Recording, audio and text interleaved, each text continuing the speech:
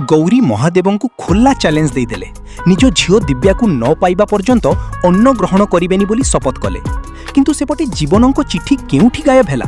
दिव्यार सत्य लुचाई रखिछि किए? गौरी महादेव सामने हाथ जोड़ी कहे, जेते बड़ परीक्षा आसु मु से परीक्षा देबी, किंतु आपण प्रस्तुत तो? तापरे आखिरे लुह नहीं पुणी कहे, मु आज आपणक ठारू किछि मागिबाकू आसिनी, आपणकू किछि देबाकू आसिछि।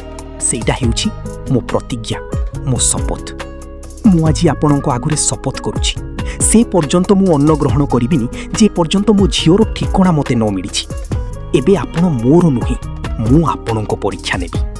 मो स्वामी मते धोखा देइछंती, गुरुदेव मते अनेक कथा लुचाइछंती। एबे मु काहा उपरे भी आउ भरोसा करि परिबिनी। केवल आपण मते रास्ता देखाइबे, आपणकू मते रास्ता देखाइबाकू पड़िबो।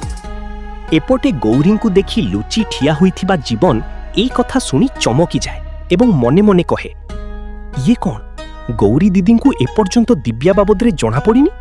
तामाने तांकू मो चिठी मिलिनी? कौन पाई?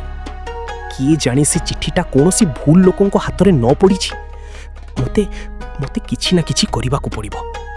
एतिकी कही जीवन सेठारु चली जाए, किंतु गौरी को जंत्रणा थामी न थाए।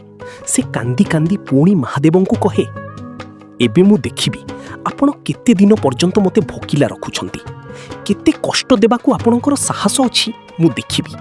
मु भोकरे छटपट हेबा आपण देखि परिबे तो?